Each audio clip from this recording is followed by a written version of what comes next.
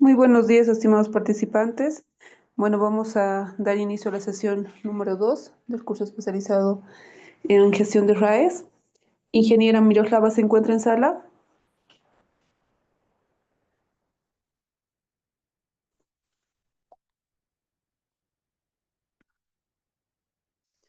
Ingeniera Miroslava se encuentra en sala, tal vez no está activado su audio. Sí, muchas gracias, perdón, no estaba activado el audio. Buen día, Buen día. ingeniera, y muy buenos días a todos. Gracias.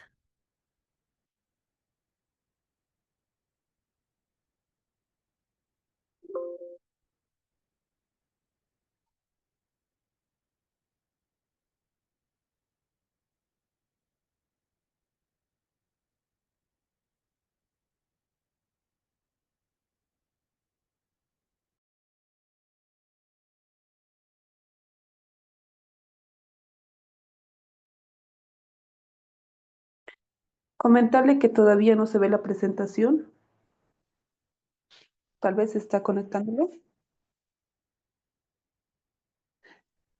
Perdón, para un que pueda segundito, dar por favor, inicio. voy a intentar nuevamente. Claro que sí, no hay problema. Ahora creo Y que, gracias a todos ustedes por su puntualidad también, estimados. no sé si se puede ver la presentación, por favor. Se puede ver, solamente que hay que ponerlo ahora en modo presentación, por favor, así para que se vea la pantalla completa.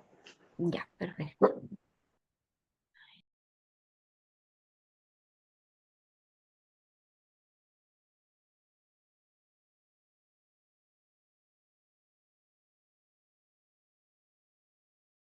Bueno, ahora sí, buen día.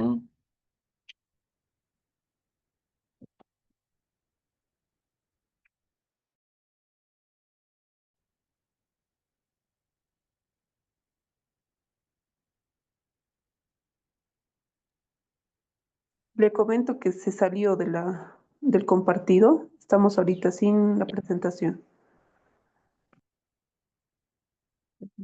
Perdón, perdón. Ahora sí, tal vez.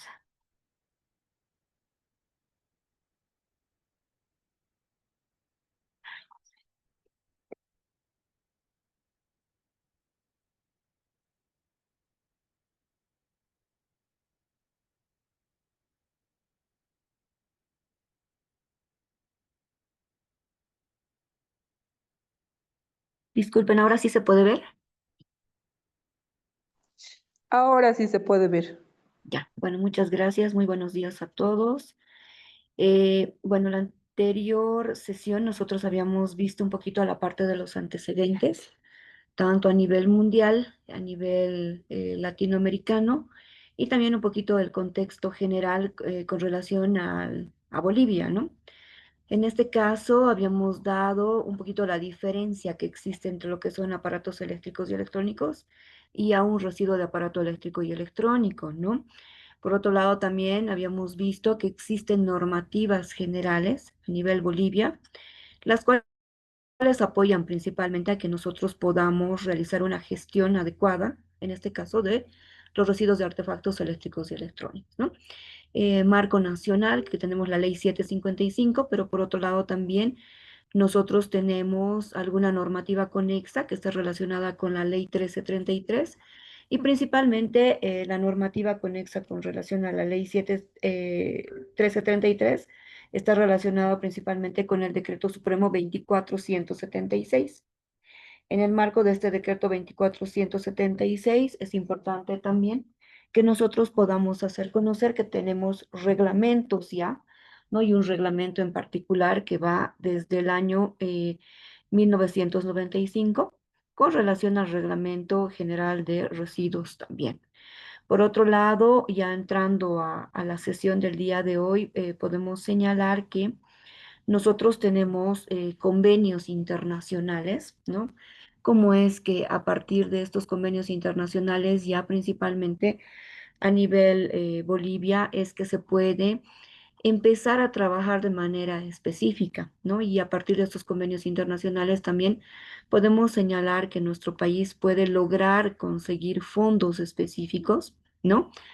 para poder realizar, en este caso, una gestión ambiental adecuada de los residuos de artefactos eléctricos electrónicos, ¿no?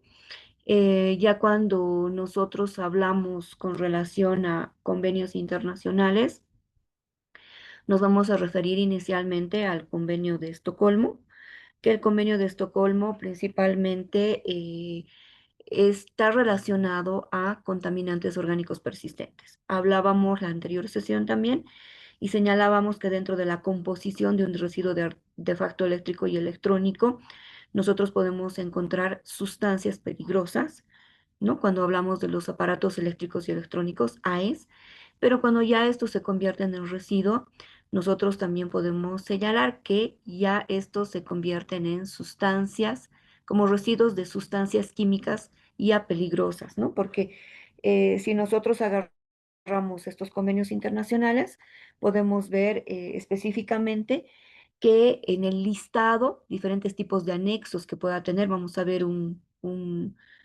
sí en sí una unidad de aprendizaje específicamente relacionado a esto, pero sí es importante comprender el contexto, ¿no? Podemos entender que dentro de los anexos que pueda contener, nosotros también podemos identificar algún tipo de sustancias que podría incluirse dentro de estas, que se consideran sustancias peligrosas, ¿no? Entonces, el convenio de Estocolmo, vamos a decir que es un convenio internacional, ¿no? Principalmente que establece la obligación de adoptar y desarrollar medidas necesarias para prohibir la producción, utilización, importación, exportación de contaminantes orgánicos persistentes, que muchos de ellos se encuentran en los residuos de artefactos eléctricos y electrónicos. En este caso, podemos señalar que este convenio entra en vigor en el año 2004. Entonces, nosotros nos fijemos que este convenio internacional es un poquito ya antiguo, pero principalmente nace de la necesidad en que se tenga que trabajar específicamente con sustancias químicas peligrosas y en algunos de ellos ya cuando estos se encuentran en los residuos, como un residuo también peligroso, poder hacer acciones específicas. En este convenio, principalmente el convenio de Estocolmo, nosotros vamos a encontrar tres tipos de anexos, ¿no? Uno de los anexos principalmente está relacionando a la parte de prohibición, es decir, los países realizan la prohibición de que se puedan seguir utilizando de alguna u otra manera estos tipos de contaminantes orgánicos persistentes. Pero por otro lado también ya te dan medidas, ¿no? Es decir, si este convenio es a partir del año 2004, quiere decir que ya los países, ¿no? Trabajaron con desarrollar cierto tipo de normativas, algunas guías técnicas, procedimientos técnicos y administrativos. ¿Qué es lo que se hace en el marco de estos convenios internacionales? Desarrollar principalmente directrices internacionales y a partir de estas directrices internacionales es que se pueda de alguna u otra manera también bajar este tipo de directrices. No vamos a ver que, o sea, estos convenios internacionales no es que tenga una norma internacional, simplemente es el convenio en el cual te dan las directrices. Ahora, a partir de grupos de expertos principalmente de todas las regiones de los países del mundo, es que se van trabajando con desarrollar cierto tipo de, como les decía, directrices, una guía técnica, un procedimiento a nivel internacional y a partir de estos procedimientos, ¿qué es lo que se debería hacer en los países?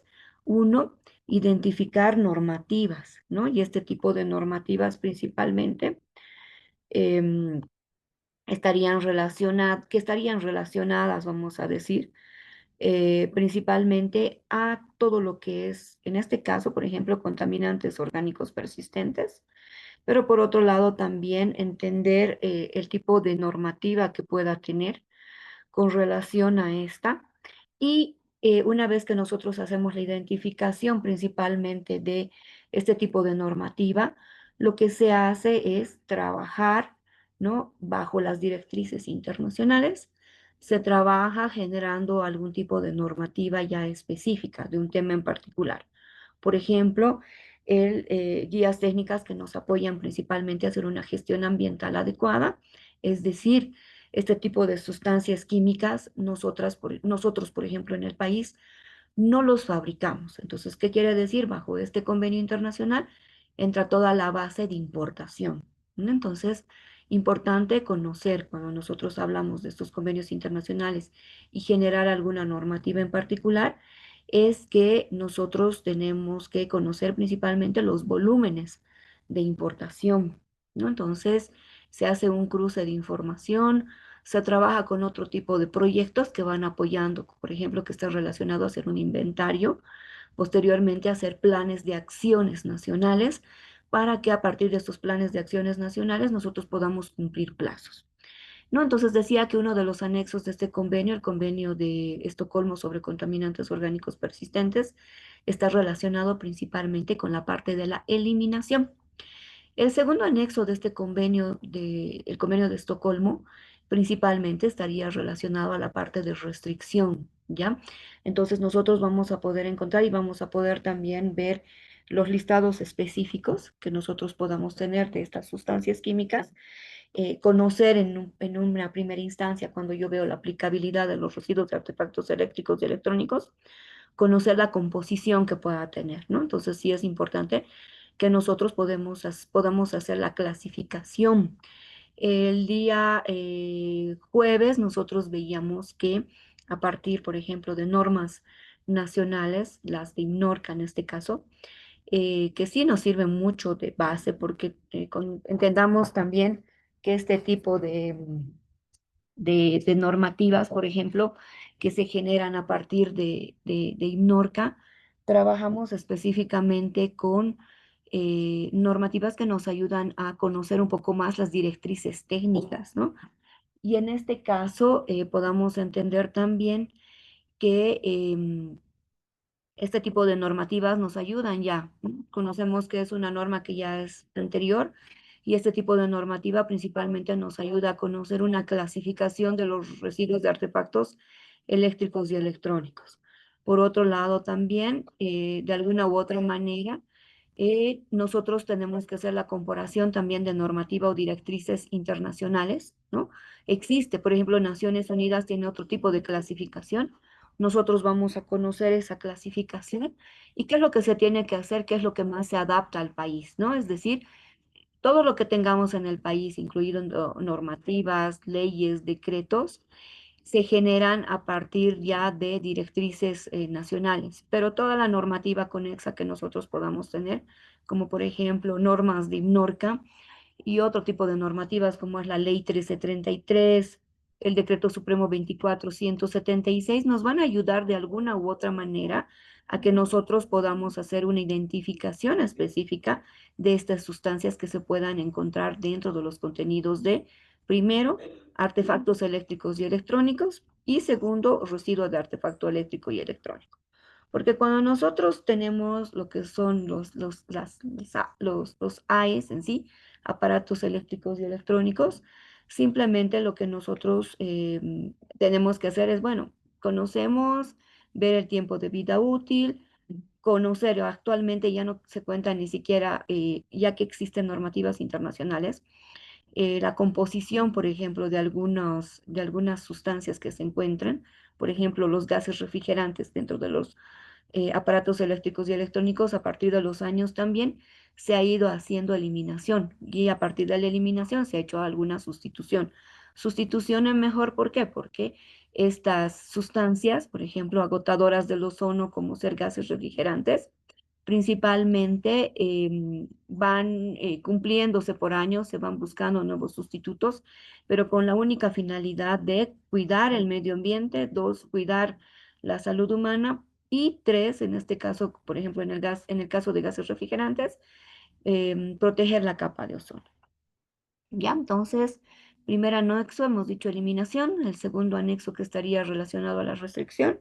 Cuando nosotros hacemos un análisis entre la parte de lo que sería eliminación, quiere decir que nosotros deberíamos cumplir plazos específicos para eliminar cierto tipo de sustancias. Hablábamos el día miércoles que bajo el convenio de Estocolmo existen las directrices internacionales de la eliminación total de los países de los bifenilos policlorados. A ver, un poquito haciendo interactiva la clase.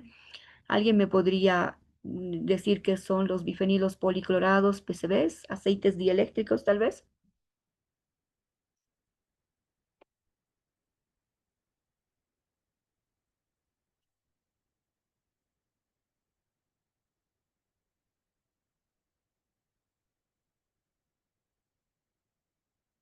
Eh, ¿Alguien me podría indicar más o menos qué son los bifenilos policlorados, aceites dieléctricos, PCBs?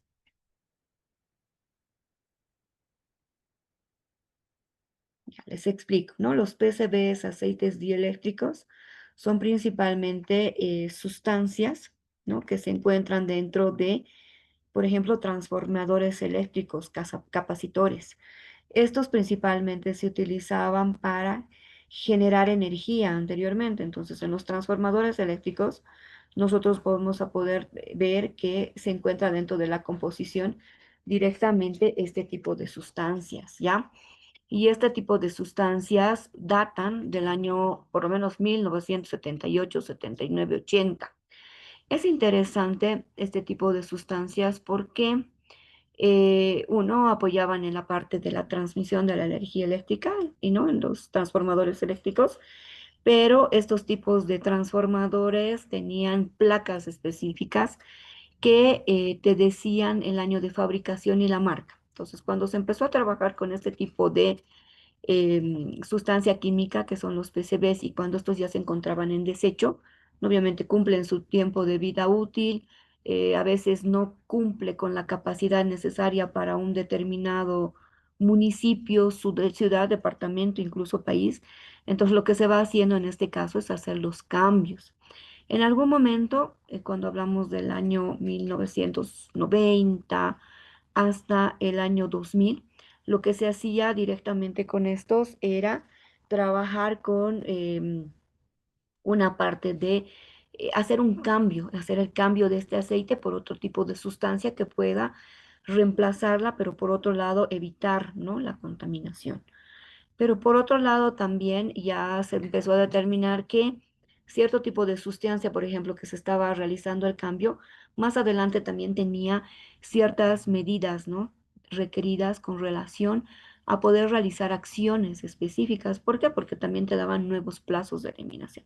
Entonces, en este entendido, lo que se realizó directamente es ya la eliminación total, es decir, cambiar los transformadores eléctricos ya por nuevos modelos. Entonces, haciendo la inventariación, tú podías determinar, por ejemplo, la marca, el año de creación que podía tener, determinar el tiempo de vida útil y a través de esto contar con un inventario a nivel nacional.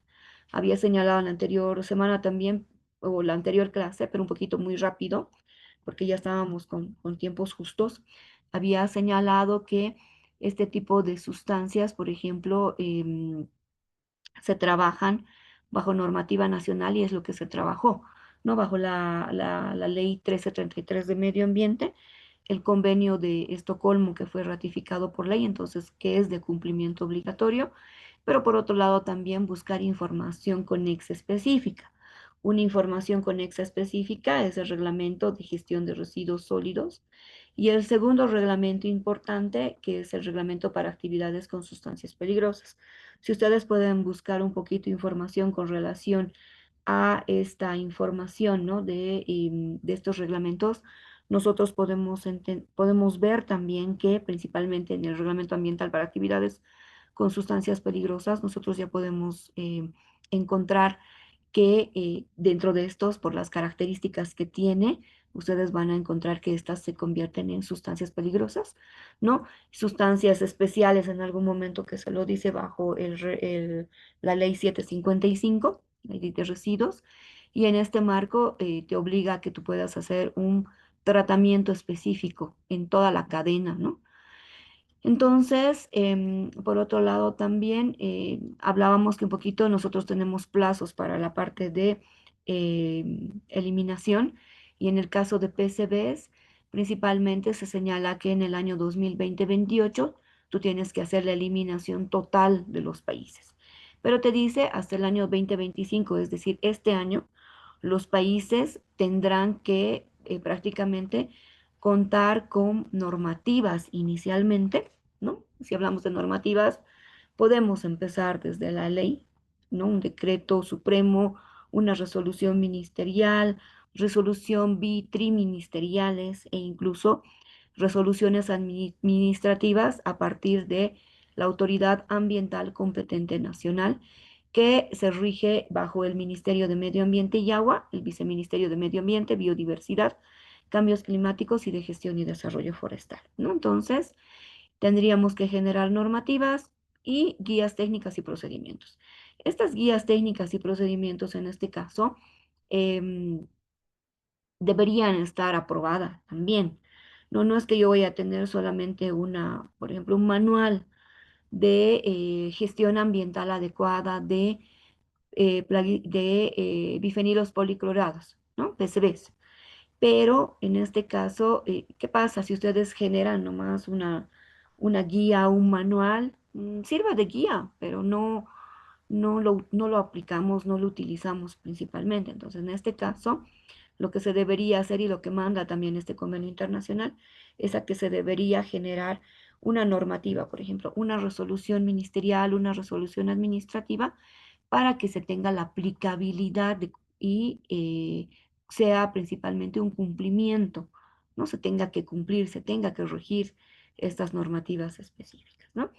Entonces, nosotros hablamos de la parte de eliminación, pero en la parte, para que ustedes puedan hacer la eliminación de estas sustancias también, no es que yo voy a decir ya agarro y ya, no, tiene que haber un cierto tipo de procedimiento y basado principalmente en una parte normativa. Cuando nosotros hablamos de restricción, no es que el país lo prohíbe, ¿no? Entonces, instancias que sean competentes en esta temática, lo que tienen que realizar directamente es trabajar también en base normativa y en base de procedimientos técnico-administrativos y guías técnicas, ¿no? Para que se pueda trabajar la parte de la restricción. Es decir, se puede trabajar por diferentes tipos de sectores y se puede hacer una restricción. ¿Bajo qué? Pero van el tema de la restricción bajo la normativa que ya se tenga en los países, ¿no? Es decir, si es que todavía estén en este anexo de Estocolmo, estaría determinado, por ejemplo, hacer la restricción de alguna sustancia química peligrosa, entonces pasa que primero tengo que ver normativa nacional. Ha ocurrido en algunos casos con algunas sustancias peligrosas. Voy a dar el ejemplo de los plaguicidas, por ejemplo, que si bien bajo este anexo en el convenio de Estocolmo, nosotros no solo vamos a encontrar sustancias químicas peligrosas, sino podemos también encontrar un listado de plaguicidas, ¿no? Los plaguicidas que se utilizan para la parte agrícola principalmente, en algunos casos los plaguicidas se los utiliza también para control de plagas en salud, ¿ya? Entonces pasa que si bien en el anexo B se encontraba el plaguicida, entonces pasa que revisando normativa nacional, ya la instancia competente, que es SENASAC, por ejemplo, saca resoluciones para la prohibición de cierto tipo de plaguicidas. Entonces, es interesante porque si bien el convenio te dice restringir, ustedes, o nuestro país en este caso, por ejemplo, ya está llegando a la parte incluso de la eliminación.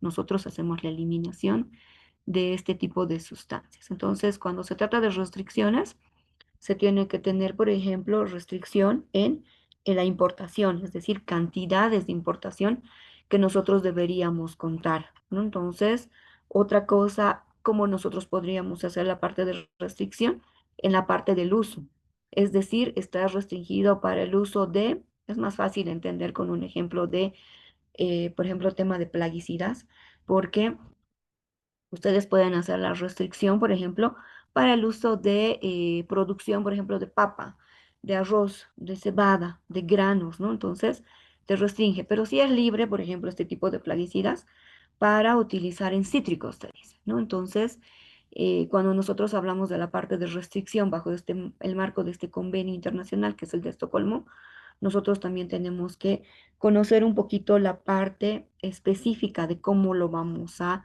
trabajar. ¿ya? Entonces, la parte de restricción se basa principalmente en que se tiene que hacer análisis específicos con relación a la normativa nacional existente, como también nos podemos basar, que basa que existan algunas iniciativas, algunos pequeños proyectos, algunas investigaciones a través de universidades, que lo que el convenio internacional conoce como academia, ¿no? Entonces, que te sirve para que tú puedas tener un pantallazo de manera general de el tipo de uso de esta sustancia química en los países principalmente, ¿no? Y a partir de ello ya trabajar, como lo decía, con algún tipo de normativa, pero cuando nosotros trabajamos con la parte del inciso A y B, prohibición, restricción, ¿qué es lo que tenemos que hacer? Identificar quiénes son los sectores competentes, ¿no? En este caso, la identificación de los sectores competentes en Bolivia, por ejemplo, inicialmente cabeza de sector va a ser el Ministerio de Medio Ambiente y Agua, por hablar de que este convenio se marca bajo temas medioambientales, pero que también de alguna u otra manera estos convenios internacionales tienen una sinergia con normativas como ser la ley 755 y otro tipo de normativas, ¿no? Entonces, medio ambiente, desarrollo productivo, por ejemplo. ¿Por qué? Porque sí nos interesa saber si en el país, por ejemplo, nosotros hacemos la fabricación. Si hacemos la fabricación, entonces tenemos que tener años, por ejemplo, de a través de planes de acción en los cuales yo tenga que tener años de reducción hasta la eliminación. Y en el caso de la restricción, también, ¿no? Nosotros hacer conocer a partir de la instancia que se encarga de la parte de desarrollo principalmente productivo, en este caso, poder realizar coordinaciones directamente con ellos. ¿No? Y es importante también, por ejemplo, cuando hablamos de plaguicidas que se encuentran también como sustancia química, Servicio Nacional de Sanidad Agropecuaria y Inocuidad Alimentaria, SENASAC, ¿no? Y otras instancias competentes. Ahora, surge de que se pueden trabajar a nivel nacional con algún tipo de creación de comités, por ejemplo, comité directivo, comités técnicos, ya en nuestro país, por ejemplo, a través del Ministerio de Medio Ambiente y Agua, se cuenta con un comité, se llama el Comité del PRONACOPS, Programa Nacional de Contaminantes Orgánicos Persistentes. Entonces, este comité directivo principalmente trabaja con generar algún tipo de decisiones a nivel nacional, en el cual principalmente apoyan, ¿no? Con la reducción de estos contaminantes orgánicos persistentes, sustancias químicas que dañan principalmente a la salud humana y al medio ambiente, ¿no? Y a partir de ello también se pueden trabajar con diferentes tipos de comités técnicos. Ya es diferente porque cuando nosotros hablamos de comités directivos, estamos hablando de instancias competentes nacionales, ¿no? Cabezas de sector que tienen toma de decisiones, ¿no? Aquí podemos incluir Ministerio de Medio Ambiente, Ministerio de Desarrollo Rural y Tierras, Ministerio de Desarrollo Productivo, Ministerio de Salud, es muy importante que participe, por ejemplo, de este comité, y otros, ¿no? Que nosotros veamos cuáles son de competencia. Por otro lado, a través de los comités técnicos, principalmente se trabajar con instancias técnicas, es decir, gobiernos, podrían entrar algunos gobiernos incluso departamentales, municipales, podrían involucrar entonces incluso instancias no gubernamentales. ¿Por qué? Por ejemplo, en el tema de si yo quisiera trabajar con algún tipo de normativa.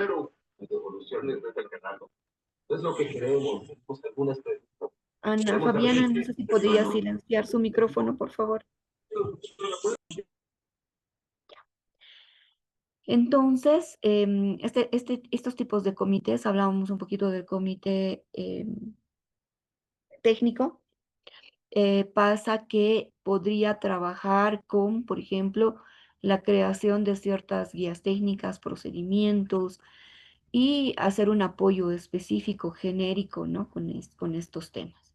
Entonces, ya, como les vuelvo a repetir, un comité directivo ya toma decisiones a partir de, no decisiones, pero trabajos a nivel nacional que se tengan que realizar, ¿no? Algún tipo de toma de decisiones como comité técnico se propone, pero el comité directivo ya va a ser el encargado principalmente de generar, o sea, ver la posibilidad si es que se puede trabajar, no se puede trabajar, pero surge, a trabajar a un nivel técnico es mucho más fácil porque incluso los delegados de este tipo de comités son personas más técnicas. En el caso de los comités directivos, principalmente podemos hablar de que son personas con toma de decisión, incluso principalmente están autoridades.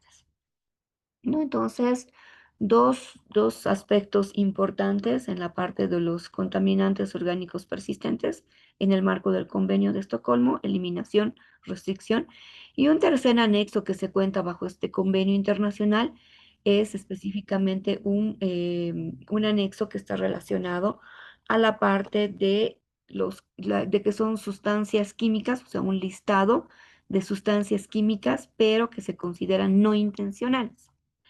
Pasa que a través de que nosotros podamos hacer un uso inadecuado de sustancias químicas que se encuentran enlistadas en el anexo A y en el anexo B, y nosotros podamos hacer un mal manejo, pasa de que nosotros podemos convertir estas sustancias en sustancias químicas no intencionales, ¿ya?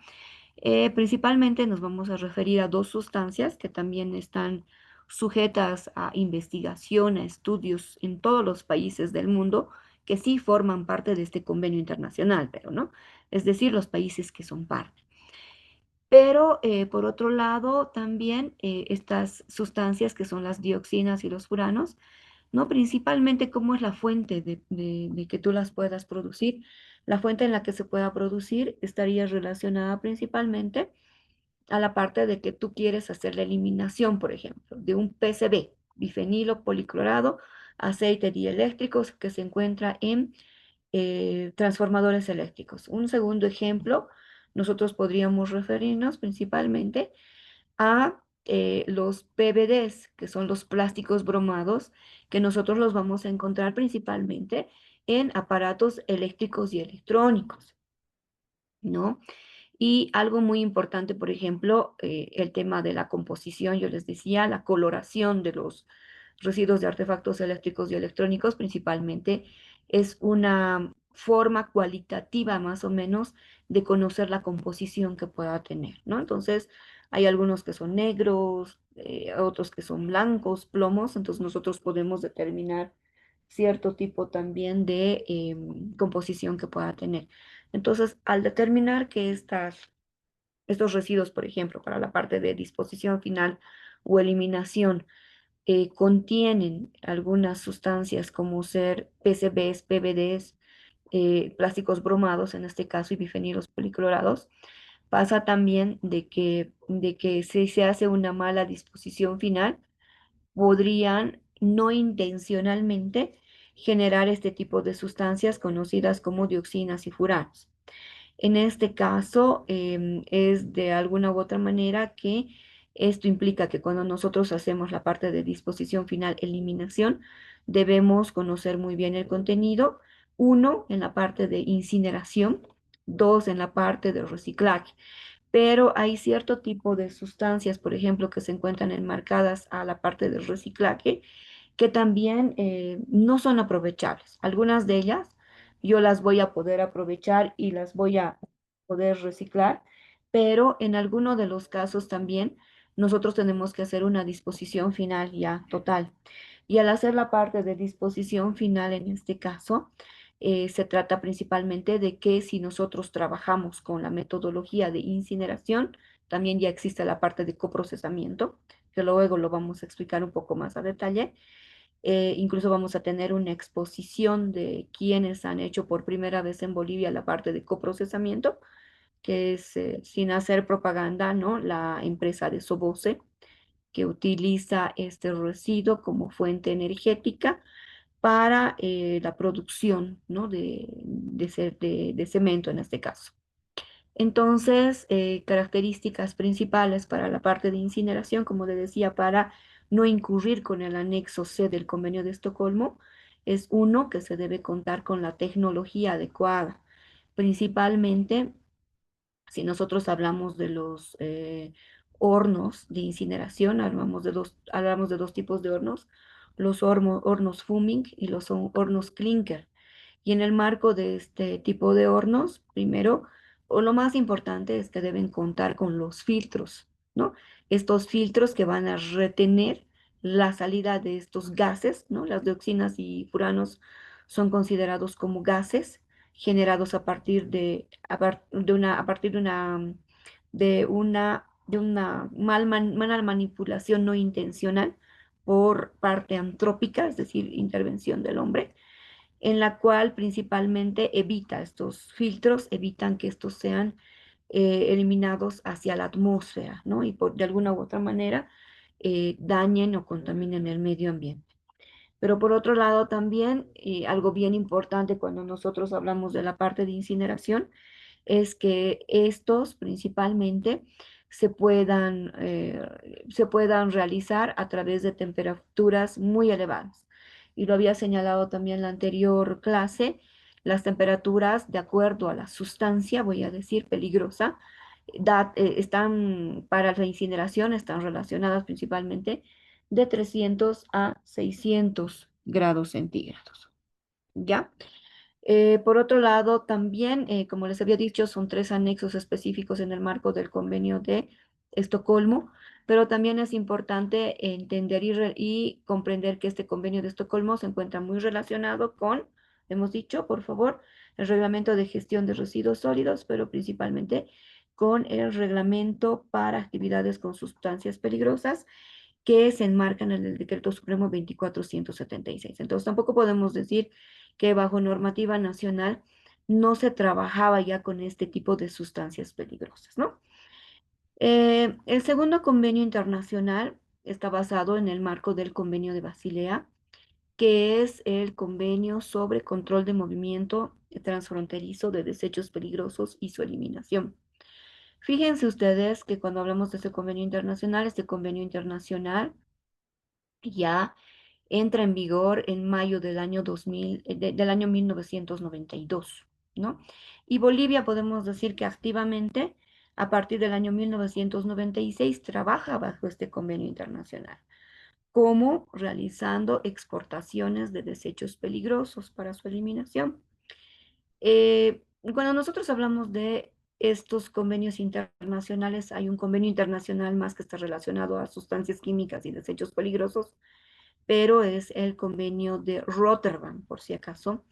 Pero este convenio internacional de Rotterdam no tiene relación directamente con los RAI, pero sí es importante, les voy a hacer una explicación general de esto, porque está un poquito más relacionada a la parte de plaguicidas, ¿ya? Y algún tipo de sustancias químicas también que requieren hacer algún tipo de procedimiento interno en los países, ¿ya? Igual se tiene listas específicas, anexos específicos, donde nosotros podemos tener qué tipo de sustancias químicas, o en este caso, desechos, si hablamos de Rotterdam, se encuentran bajo los lineamientos de este convenio internacional. Entonces, en el convenio de Basilea, al similar como el convenio de Estocolmo, se basa principalmente en plaguicidas y sustancias químicas, ¿ya? Y principalmente esto está basado ya en los movimientos transfronterizos de desecho peligroso y su eliminación.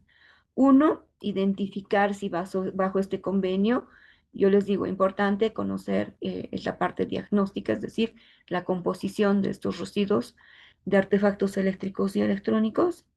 Y dos, inmediatamente irnos al convenio de Basilea para identificar si dentro de la composición nosotros podríamos encontrar algún tipo de sustancia también.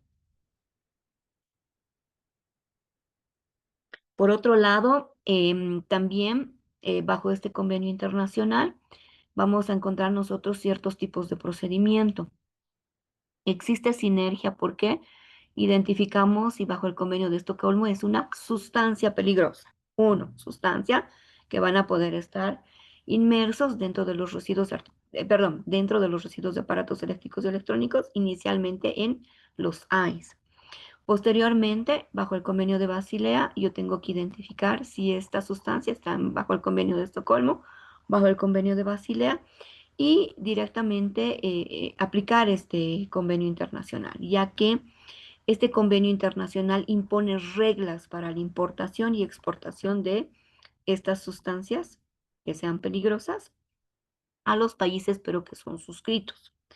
¿No? Estos quieren decir países que forman parte de este convenio internacional y son parte de este convenio, es uno, y dos, son también ellos ratificadores mediante normativa en los países.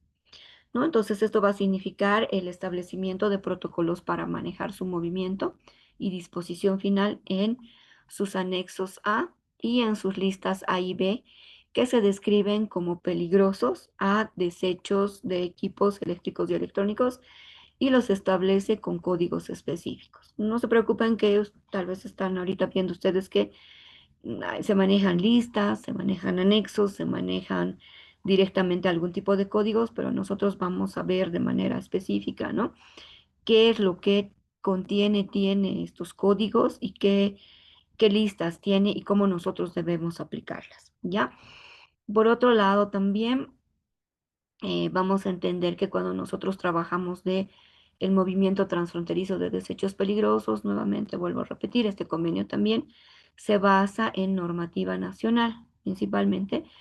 Bueno, una parte que es la ley 1333, el reglamento ambiental para actividades mineras, para actividades, perdón, para actividades con sustancias peligrosas, la ley de 755 de residuos, ¿no? En este caso también identificar si dentro de los códigos se encuentra la composición y realizar el procedimiento, ¿no? Cuando nosotros realizamos el procedimiento de movimiento transfronterizo de desechos peligrosos y su eliminación, uno, a partir de la identificación del residuo peligroso o desecho peligroso, pasa a que bajo los convenios internacionales se los conoce con el nombre de desecho, ¿no? Ya bajo la normativa nacional trabajamos nosotros bajo la terminología de residuo, ¿ya? Entonces, identificar el tipo de desecho residuo. Dos, ver, este convenio, les decía, manda a que nosotros podamos hacer la parte de reciclaje. Por ejemplo, cuando nosotros trabajamos con baterías de litio, nosotros podemos, también se puede realizar la eliminación para reciclaje. En Bolivia todavía no se cuenta con plantas específicas para reciclaje, por ejemplo. Entonces, lo que se hace principalmente es la exportación de estas baterías de litio a Perú, a Chile, se ha podido hacer algunas exportaciones para fines de reciclaje, ¿ya? Pero, segundo punto, que se utiliza para fines de eliminación con relación a incineración, principalmente eliminación de residuos o desechos peligrosos, bajo los dos conceptos, ¿no? Eliminación e incineración y eliminación bajo coprocesamiento también. Y en este caso, si es que en nuestro país, por ejemplo, no se cuenta con la tecnología adecuada para poder hacer la eliminación de este desecho o residuo peligroso, entonces, nosotros podemos ver también de alguna manera que se tiene que identificar cuál es el país de disposición final. Al hacerla identificar del país para disposición final, lo que nosotros tenemos que hacer una relación principalmente de qué tipo de normativa maneja el país con relación a principalmente qué normativa tenemos con relación a este tipo de residuo, ¿no? Dos, nacional. ¿Y qué normativa podría tener los países principalmente para eliminación, para disposición final? Una vez que nosotros hemos hecho la identificación ya del país al cual yo deseo exportar, que es importante que ustedes puedan ver, identificar, conocer, hacer una identificación de costos. ¿Por qué? Primero nosotros tenemos que hacer en este marco los planes de eliminación. Ya, cuando nosotros trabajamos con los planes de eliminación, quiere decir que primero voy a hacer, por ejemplo, un diagnóstico. Voy a hablar de algo que ya he hablado anteriormente, que son de los bifenilos policlorados, ¿ya? Que es un ejemplo que se ha realizado ya en nuestro país, ¿no? Y en este caso hago el diagnóstico, conozco cantidades. Es importante conocer cantidades, sí, muy importante porque esto va a implicar costos, ¿ya? Dos, identificar en qué lugares encuentran. Pasa que, por ejemplo, en el caso de este proyecto que se ha realizado con bifenilos policlorados, se tenían almacenados en diferentes departamentos de Bolivia, ¿no? Entonces, ¿qué quería decir? Que tiene que haber una logística interior antes de poder hacer la disposición final al país de disposición ya final completamente, ¿no? Entonces, identificar en qué departamentos, en el caso de los bifenilos policlorados, estos principalmente se encontraban en la parte de Tarija, en Santa Cruz, en todos los departamentos prácticamente, ¿no? Y en el caso, por ejemplo, de Chuquisaca, los tenían almacenados en Potosí. Entonces pasa que se tenía que trabajar con una logística interna, es decir, hacer el almacenamiento. El almacenamiento no se puede almacenar en cualquier tipo de lugar. No nos olvidemos, estamos basados en el reglamento ambiental para actividades con sustancias peligrosas, donde nosotros en este reglamento principalmente tenemos todo el procedimiento para toda la cadena, desde la importación hasta la disposición final. Entonces, bajo estos parámetros, identificar, por ejemplo, que el lugar de almacenamiento se encuentre en un lugar adecuado. Pasa, por ejemplo, que nosotros, al hacer la parte de inventariación, tenemos que realmente conocer el estado, cómo se encuentran estos residuos de aparatos eléctricos y electrónicos. Pasa que en uno de los departamentos, que es Tarija, a través de la empresa eléctrica CETAR, no recuerdo bien el año, pero hubo un incendio, ¿ya? Entonces, ¿qué se hizo a través de estos transformadores eléctricos? Fueron directamente afectados. Entonces, ¿qué es lo que se pasaba? Algunos de ellos en la totalidad se los tenía que llevar como transformador, es decir, conteniendo la cantidad de el bifenilo policlorado, los PCBs, más el equipo de manera general del transformador. Pero en algunos casos que han sido dañados, por ejemplo, con el tema del incendio, como les había señalado anteriormente, pasa también de que se tenía que trabajar, o sea, ¿qué es lo que se realizó? Se hizo el traslado, es decir, a un contenedor especial solamente del aceite para que no exista mayor cantidad. Entonces tenían en este caso ustedes dos tipos de contenedores, uno que era en sí el transformador que también estaba quemado y dañado, pero ya al ver que había un tipo de derrame, lo que se hizo es mandar a cierto tipo de envases específicos que tienen características técnicas. Entonces, al hacer esta identificación, también determinar que el almacenamiento de estos residuos, porque muchos de ellos en todo el tiempo del proyecto, lo que se ha hecho es dar de baja, ¿no? Y al hacer dar de baja, por ejemplo, hacer el cambio del equipo, pero tener que tener un almacén adecuado que cumpla con las características técnicas bajo este reglamento ambiental para actividades con sustancias peligrosas, ¿no? Y el almacenamiento principalmente de este tipo de residuos, bueno, inicialmente el lugar del almacenamiento tiene que ser un lugar que sea aislado, lejos de cuerpos de agua, lejos de donde puedan existir cierto tipo de flora, fauna, para evitar la contaminación, ¿no? Pero por otro lado también determinar, digamos, de que estos no puedan tener contacto directamente, fácilmente con la población en general, ¿no? Por otro lado, tiene que tener, que se llama pisos específicos, paredes específicas, no puede ser solamente de tierra, sino de cerámica. Tiene que haber también directamente todo lo que es la ventilación, sobre todo en particular, ¿ya?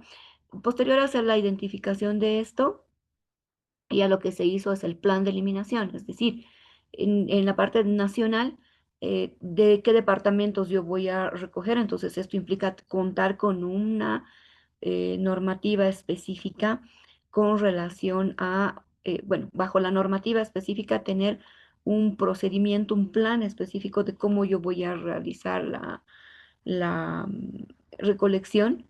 Por otro lado, identificar si eran 9 departamentos u 8 departamentos de los que se han recogido, cuál de los departamentos podemos tener nosotros un almacén que sea más grande, donde se puedan encontrar las cantidades totales de eliminación, ¿no? Porque yo decía, sí es importante conocer la cantidad de residuos que nosotros querramos hacer la exportación. ¿Por qué? Porque muchas veces el tema de costos es bien importante. Y en el tema de Basilea, por ejemplo, ¿qué va a pasar? Que el container que lo va a transportar, ya sea a nivel nacional y ya vaya por los diferentes países para que llegue al país de disposición final, no son cualquier tipo pues de contenedores, ¿no? Al tratarse de una sustancia peligrosa, nosotros tenemos contenedores que tienen que tener características específicas de transporte de residuos peligrosos, ¿no? E incluso bajar normativa nacional, porque si bien nosotros hacemos el plan de eliminación, implica también que la empresa que quiera hacer la eliminación tenga que contar con los permisos específicos, como ser en el marco de la ley 1333 se contaban con la licencia ambiental para sustancias peligrosas para el almacenamiento de los residuos.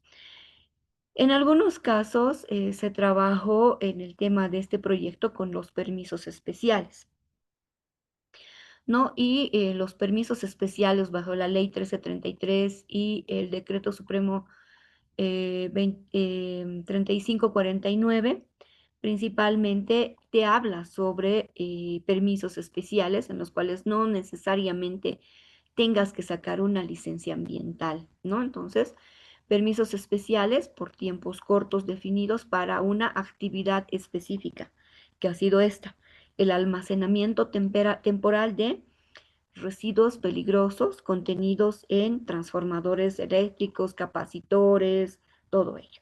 ¿No? Entonces, este plan de eliminación, importante que pueda contener todos estos tipos de parámetros. Por otro lado, también al hacer este plan de eliminación, como les decía, la parte logística nacional, pero ya implica también que nosotros tenemos que saber, por ejemplo, es un país europeo, podría ser, no sé, digamos, Francia, Suiza, a los cuales nosotros podríamos hacer la eliminación. Entonces pasa que no es que nosotros vamos a hacer solamente el trámite administrativo con el país de disposición final, no. Lo que nosotros tenemos que realizar prácticamente es hacer la parte interna. ¿Qué quiere decir? Que tenemos que ver si vamos a llegar, por ejemplo, a un país europeo, ¿no? Que sea, digamos, Francia. Francia tiene hornos incineradores que prestan servicios a otros tipos de países. Entonces, poder ver la posibilidad de que tú tengas que tener los permisos de los países de tránsito. Por eso, ¿no? Se dice control de movimiento transfronterizo de desechos peligrosos, países de tránsito, y la eliminación, ¿no? Entonces, nosotros tenemos que tener el permiso específico para los países que van a hacer tránsito. Por ejemplo, uno, tres países que principalmente se utiliza para poder hacer movimiento transfronterizo, que son aledaños cercanos a Bolivia. El principal es Chile, el segundo es Brasil y el segundo es Perú. ¿No? Entonces, ¿qué quiere decir? Que nosotros cuando hacemos este movimiento transfronterizo, principalmente tenemos que tener el permiso de Chile, por ejemplo. Posteriormente de Chile va a pasar a Panamá, ¿no? Panamá, que es como que el punto, el nudo para poder hacer cualquier tipo de importación o exportación, ¿no? Entonces, implica también que los procedimientos, si hablamos de Bolivia, nosotros tenemos que tener procedimientos de transporte terrestre, pero cuando nosotros ya estamos hablando de Chile, implica dos tipos de movimientos transfronterizos en este caso. Uno que es el terrestre y otro que ya es el marítimo, ¿no? Entonces implica que tenemos que nosotros conocer también normativas, no específicas, sino generales, bajo movimiento transfronterizo de los países que son de tránsito. Y por último, contar con el permiso también, ¿no? El consentimiento se lo llama en el marco de estos convenios internacionales, consentimiento para la disposición final de este tipo de sustancias peligrosas, en este caso, ya que se consideran un residuo o desecho peligroso. Por otro lado, una vez que nosotros contamos con el plan de eliminación, entonces se tiene que realizar cierto tipo de procedimiento. Este tipo de procedimiento principalmente está relacionado en la aplicabilidad de procedimiento nacional. No se cuenta ahorita una normativa bajo este convenio de Basilea, no hay, pero al tratarse de que este convenio de Basilea se encuentra ratificado mediante ley, implica también de que se tiene que dar cumplimiento y si se tiene, por ejemplo, un procedimiento técnico administrativo. Este procedimiento técnico y administrativo se encuentra basado bajo normativa internacional, pero aplica principalmente, ¿cómo les puedo decir? Terminología nacional. Es decir, por ejemplo, que la empresa tenga que tener NIT, tenga que tener CEPREC, tenga que tener una póliza de seguros, ¿no? Entonces, ¿qué es lo que se hizo con este procedimiento técnico y administrativo? Principalmente es tener una base, digamos, de procedimiento cómo realizar, que principalmente está relacionado en que se tenga que presentar una primera nota en la cual digan, yo quiero eliminar tantas toneladas, X toneladas de este desecho peligroso a Francia. Listo. Entonces, ¿qué se hace? Identificalmente se pide un número de notificación, que quiere decir un número de trámite para todo este procedimiento. Posterior a ello, la autoridad competente la revisa, en este caso es el Ministerio de Medio Ambiente, hace la revisión. ¿Qué hace? Tiene que revisar convenios internacionales, revisa el listado de Estocolmo, ¿no? Y revisa el convenio de Basilea. Entonces, es una forma de un poco cruzar información, ¿no? Por otro lado, le da el número de notificación si corresponde que este desecho peligroso se encuentra en el marco del convenio de Basilea. Posterior a ello ya se presentan dossiers, se llama, que son documentos, ¿no? Carpetas de documentos donde se presenta todos estos requisitos y a partir de todos estos requisitos, principalmente lo que se hace es presentar hacia la autoridad posteriormente con el formulario de notificación. También yo les voy a mostrar más adelante cómo es este formulario de notificación y qué tipo de información contiene, ¿ya? Entonces, este formulario de notificación de exportación principalmente va a todos los países de tránsito y país de disposición final a través, como les decía, de un código que es desde el momento que se hace el trámite, se hace la exportación hasta la parte de disposición final, porque una vez que se hace la disposición final en el país que es de eliminación, lo que también se tiene que hacer directamente es trabajar con, como les digo, un procedimiento, o sea, se tiene que cerrar el trámite, en pocas palabras. ¿No? Entonces se empieza el trámite en el Ministerio de Medio Ambiente y Agua solicitando la exportación de X cantidad de desecho peligroso, pero posteriormente se tiene que cerrar. ¿Cómo se tiene que cerrar? Se tiene que decir, se entrega un certificado de eliminación, el país de disposición final entrega este certificado, en el cual ya se dice X cantidad de desecho peligroso fue eliminado en tal fecha bajo el procedimiento de tantos y que es importante tener en el marco de este procedimiento es que no se realizó la generación de ningún tipo de, por ejemplo, dioxina, furano o algún tipo de contaminante que pueda haber dañado, ¿no? Porque no sería pues correcto que un desecho peligroso de nuestro país, por ejemplo, vaya a contaminar a otro país, ¿no? Por eso es importante conocer normativa internacional del país que nosotros vamos a hacer la eliminación y el movimiento transfronterizo. Entonces, como les decía, este es el tipo de procedimiento que se realiza. Y sí es importante también que cuando nosotros hagamos este tipo de procedimiento, sepamos cuál es la empresa en el país de disposición final que realmente cumpla los estándares internacionales para eliminación o disposición final de desecho peligroso. Antes de eso voy a dar un pantallazo general de lo que es el convenio de Rotterdam. El consentimiento de Rotterdam es el procedimiento fundamentado previo aplicado a ciertos plaguicidas y sustancias químicas, ¿ya? Pero principalmente esto es para la parte de importación. Hay un listado también, todos estos convenios se manejan con listados de sustancias, ¿no? Químicas y también algunos plaguicidas, pero bajo estos parámetros también. ¿Qué es lo que se hace? Se hace solicitud de importación, es decir, cuando ustedes hacen el procedimiento de consentimiento fundamentado previo, es que hacia nuestro país llega principalmente un formulario de solicitud de, ¿cómo se dice? Como una autorización para el ingreso de estas sustancias que son peligrosas para diferentes tipos de uso, ¿no? Lo que se hace principalmente es hacer la importación para que se pueda, por ejemplo, que pueda servir algún tipo de insumo para algún tipo de industria, ¿ya? Pero con relación a residuos, podemos decir que no tiene mucha relación este convenio, pero sí es importante que ustedes conozcan que se cuenta con una sinergia, ¿no? Entre el convenio de Estocolmo, Basilea y Rotterdam.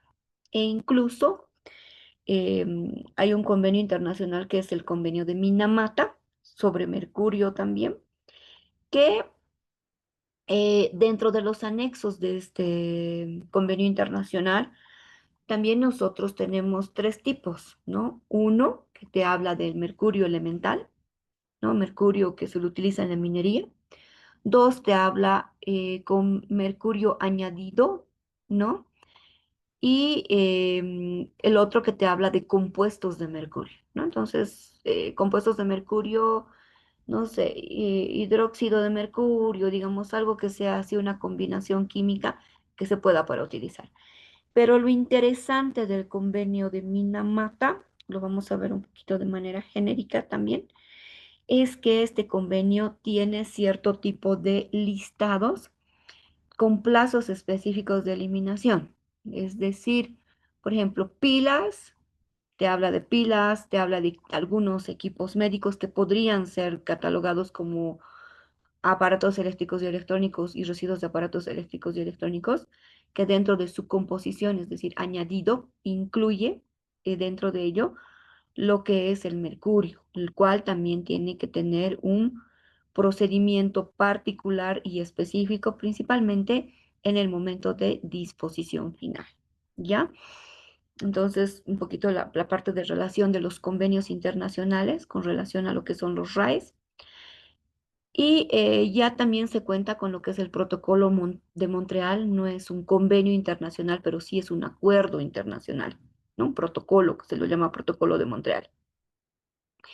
El protocolo de Montreal principalmente vamos a decir que es un tratado global que ha sido suscrito en el año 1987, ¿no? Entonces podemos decir que este tratado, el protocolo de Montreal, también es considerado, ¿no? Como uno de los tratados internacionales o acuerdos internacionales que son un poco más antiguos. Este protocolo entró en vigor en el año 1989, el 1 de enero de 1989. Somos parte también de este tratado, ¿ya? Y este tratado principalmente tiene el objetivo de proteger la capa de ozono mediante el control de la producción de sustancias agotadoras, ¿ya? Del ozono. Por otro lado, también con relación a la gestión de manejo de residuos de aparatos eléctricos y electrónicos, el protocolo de Montreal es importante en particular por las sustancias agotadoras de capa de ozono contenido en los refrigerantes, ¿no? De neveras, congeladoras, otros equipos de refrigeración, donde una vez extraído de estos equipos, fuera de uso ya, se transforman en residuos de aparatos eléctricos y electrónicos, por los cuales es necesario ser consciente, ¿no?, de la sinergia de este convenio con los antes mencionados. Entonces, sí es importante, habíamos dicho, ¿por qué? Porque principalmente acá nosotros vamos a trabajar con residuos o con aparatos eléctricos y electrónicos de línea blanca, que estos también se encuentran de alguna u otra manera, ¿no? En la clasificación de lo que son los residuos de aparatos eléctricos y electrónicos. Pasa que cuando esto se convierte en RAE, que es importante, vuelvo a explicar un poquito lo mismo que en el tema de transformadores eléctricos, porque se tienen este protocolo de Montreal, lo voy a poner como material de apoyo también en la plataforma para que ustedes lo tengan como material de referencia, pero tiene un listado de gases refrigerantes que han sido utilizados, ¿no? Incluso mucho más antes de 1989.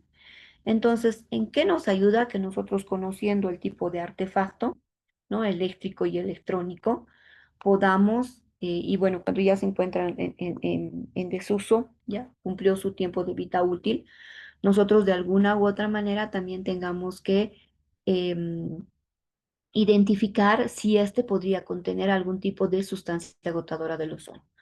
En este listado, nosotros vamos a poder ver que existe, ¿cómo le digo?, la lista de gases refrigerantes que se han ido eliminando a partir de los años. O sea, hay plazos de eliminación y los países tienen que cumplir. ¿Con fines de eliminación para qué? Para sustituir por otro tipo de gas refrigerante.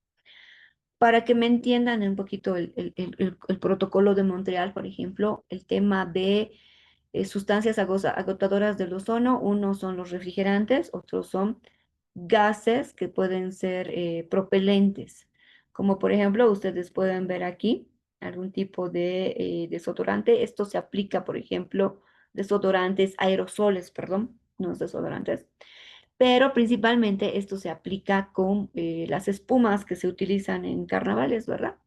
Entonces tienen tipos de propelentes, ¿para qué? Para que exista esa presión para el momento que estas sustancias que contengan las espumas, ¿no?, puedan generar volumen, en este caso, uno, y dos, puedan tener la parte de la presión para la salida, ¿no? Aparte de tener el aparato, genera la presión interna para generar la espuma. Entonces, en este caso, con los años atrás también, por ejemplo, esto se los clasifica con letras y números.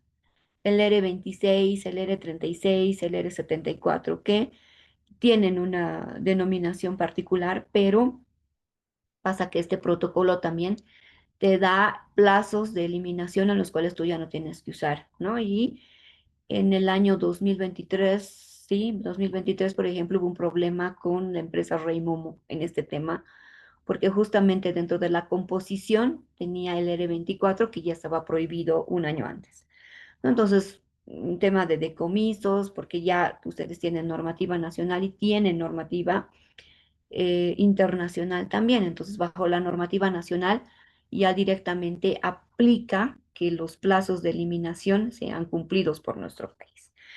Pero ya en el caso, ya explicando un poquito la parte de lo que son los residuos de artefactos eléctricos y electrónicos, ¿qué nos interesa de ellos? Los gases refrigerantes. ¿Qué nos interesa de ellos? No es que yo voy a hacer el desmantelamiento y listo. Estamos hablando de gases refrigerantes, que estos van a eh, ir directamente hacia la atmósfera, y al ir hacia la atmósfera principalmente van a causar daños a la capa de ozono y de manera directa también a la parte de, como les digo, la capa de ozono, que es algo tan importante también, ¿no? Como la temática principalmente de cambio climático, en este caso, porque principalmente sí afecta a la parte de el cambio climático. Por otro lado, también es importante que nosotros podamos conocer muy bien la parte de desmantelamiento, como lo decía. ¿Qué es lo que se tiene que hacer? Lo que se tiene que hacer directamente es hacer la, ¿cómo se dice?, la extracción de este gas refrigerante. Ahora, cualquier técnico la extracción de este gas refrigerante, por si acaso, no lo va a poder hacer, no lo puede hacer, porque estos técnicos para la eliminación, no eliminación, para la extracción, perdón, esa es la palabra, de este gas refrigerante, tiene que tener con ciertos tipos, uno, capacitación, pero sobre todo tiene que tener lo que es como les digo, una certificación de que lo puede hacer a través de lo que es un RENTRA. Este RENTRA lo otorga la Comisión Gubernamental de Ozono, ¿no? Para los técnicos que puedan hacer específicamente la extracción de este tipo de refrigerantes. Incluso, por ejemplo, para el arreglo de este tipo de artefactos, sí se tiene que contar también con la parte de, como les digo, tener este permiso RENTRA, que es el registro ambiental, ¿no? Para personas que van a trabajar con sustancias agotadoras del ozono, gases refrigerantes en este caso. Por otro lado, también, al poder hacer la extracción de este gas refrigerante, nosotros hemos sacado la sustancia peligrosa. Esto se lo almacena en tipo de tanques, como más o menos tipo garrafas, ¿no? Porque no puede tener directamente acceso. Tiene un sistema específico para poder ser colocado en este tipo de garrafa. Es un sistema cerrado que se maneja. Entonces se hace la acumulación y posterior a ello también se pueden hacer algún tipo de procedimientos. Se puede hacer la exportación o tranquilamente se puede hacer también el tema de, se ha visto la posibilidad de trabajar específicamente con la parte de coprocesamiento también con gases refrigerantes.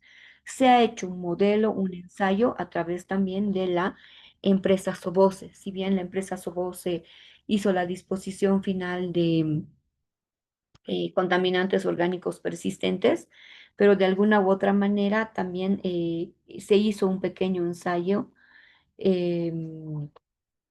como les digo, para poder hacer la eliminación también de este tipo de sustancias, que son las sustancias agotadoras del ozono.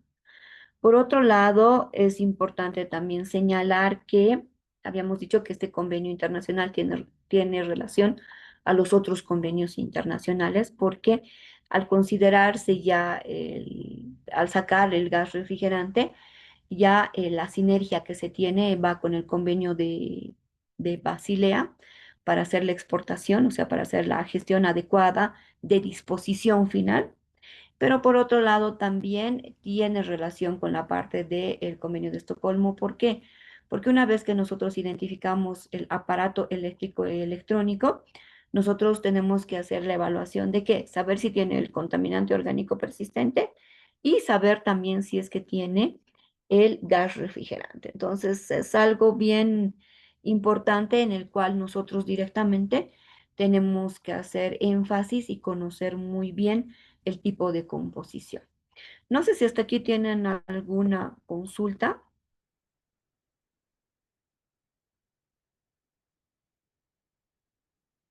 No sé si hay alguna consulta.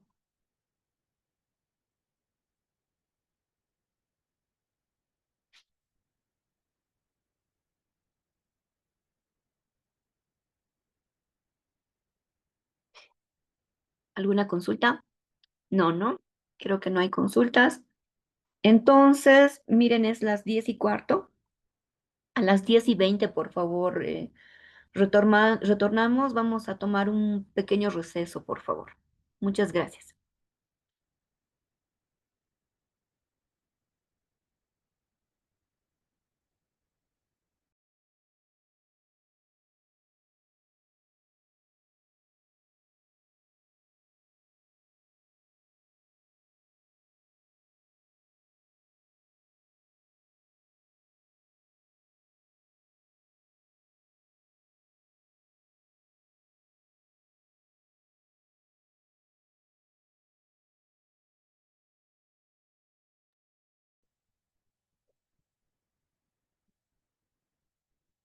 Disculpa, no sé si se puede ver la pantalla. Si me ayudan.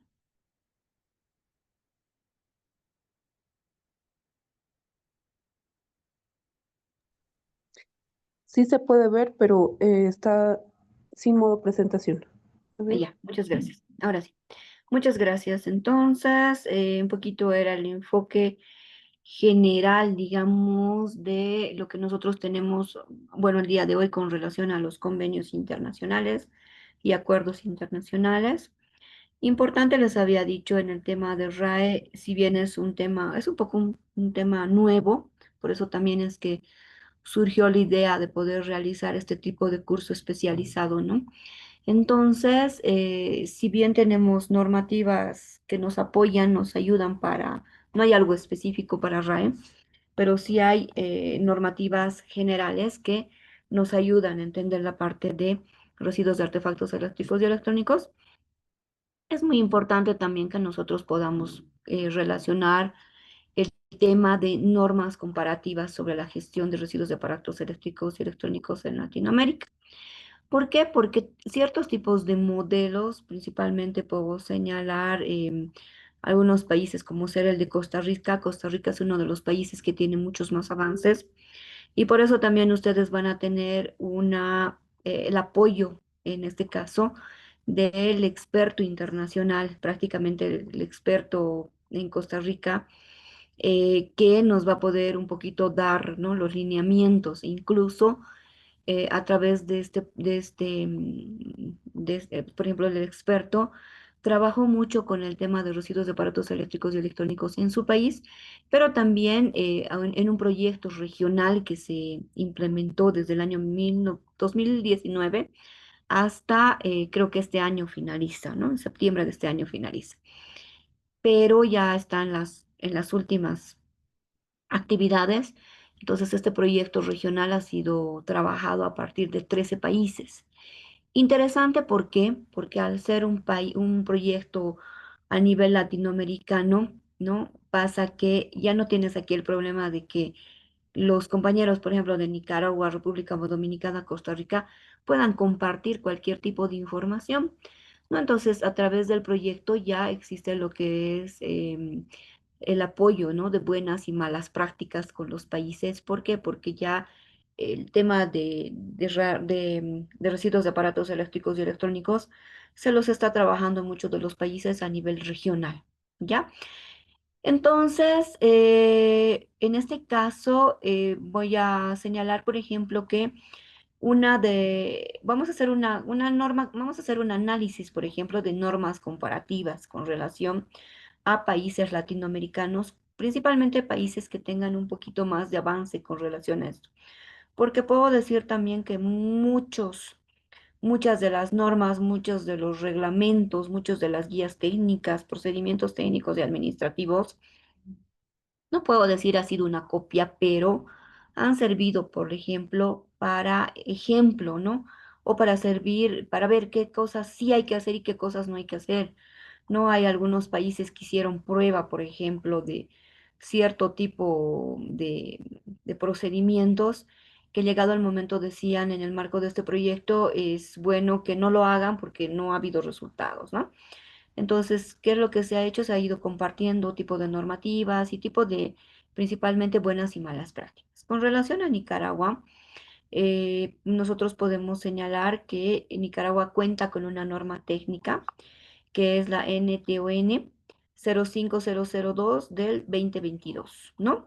Entonces, en este caso, podemos señalar también que esta norma técnica que cuenta Nicaragua está relacionada principalmente a la parte de gestión ambiental de residuos de aparatos eléctricos y electrónicos, ¿no? Pero principalmente que tiene un énfasis en la parte de generadores y gestores de residuos. Por otro lado, también el objeto de esta norma es establecer las disposiciones y especificaciones técnicas destinadas a proteger el medio ambiente mediante la prevención y reducción de impactos que se puedan tener directamente hacia los factores ambientales en la generación de gestión de residuos de aparatos eléctricos y electrónicos, RAES, pero ya esa normativa podemos decir que ha tenido la aplicabilidad directa a partir del año 2024. ¿no? Entonces, podemos ver también que con relación a Nicaragua, la norma que se tiene se encuentra relacionada a la parte de gestión ambiental, ¿ya? Y sí es específica para aparatos eléctricos y electrónicos.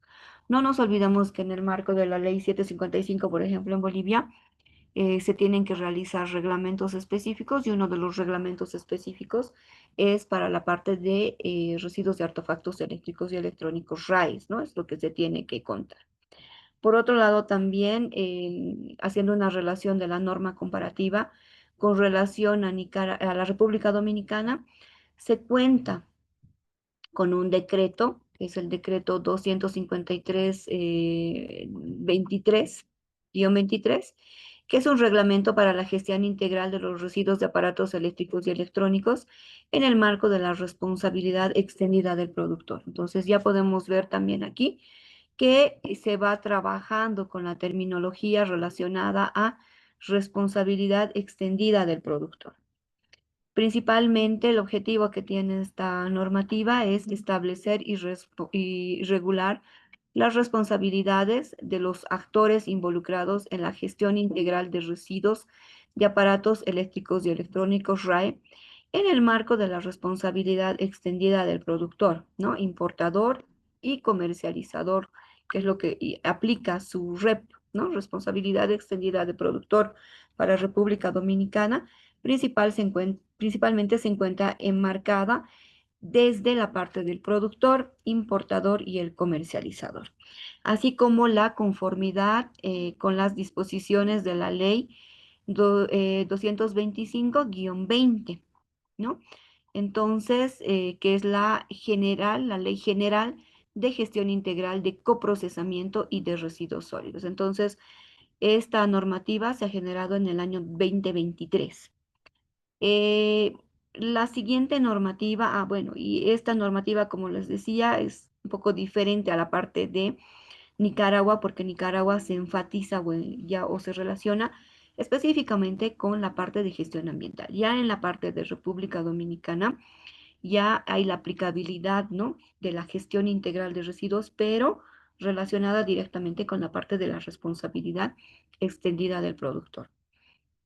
La siguiente normativa, o sea, la norma comparativa que nosotros podríamos tener, estaría relacionada a la resolución 269, ¿no? Que está relacionada a residuos de aparatos eléctricos y electrónicos, el ámbito provincial, provincia de Buenos Aires, ¿no? Es una resolución específicamente que se ha sacado para Buenos Aires, ¿no? Es una normativa un poco más específica que se habría generado con relación a diagnósticos específicos que se pueden tener.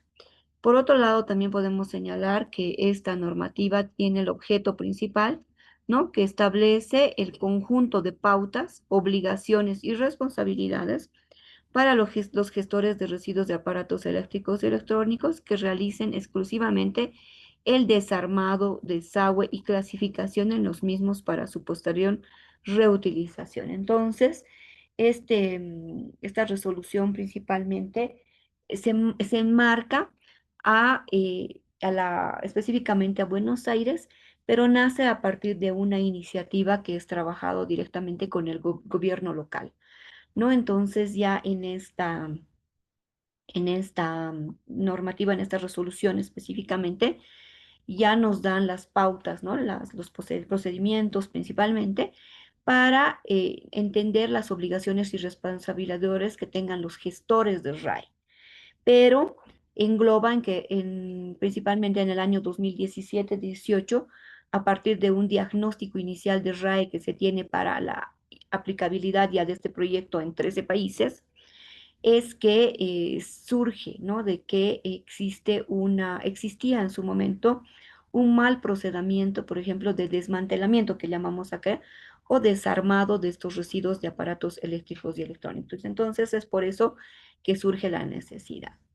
Ahora, yo les había señalado anteriormente que este proyecto está relacionado principalmente a la gestión ambiental adecuada de residuos de aparatos eléctricos y electrónicos con contenidos de COPS.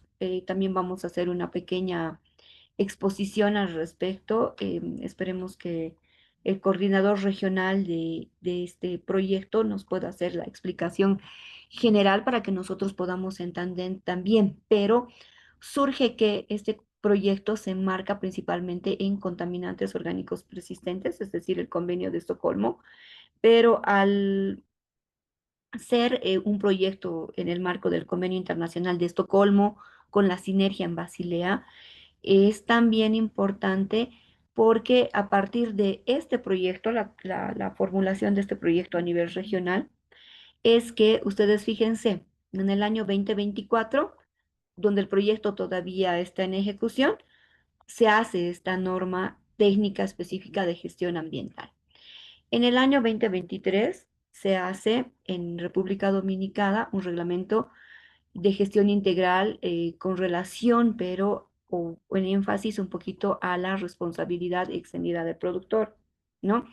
Y en el año 2019 surge la necesidad de poder realizar esta resolución para, que es una, en ámbito provincial específicamente para los gestores del RAE.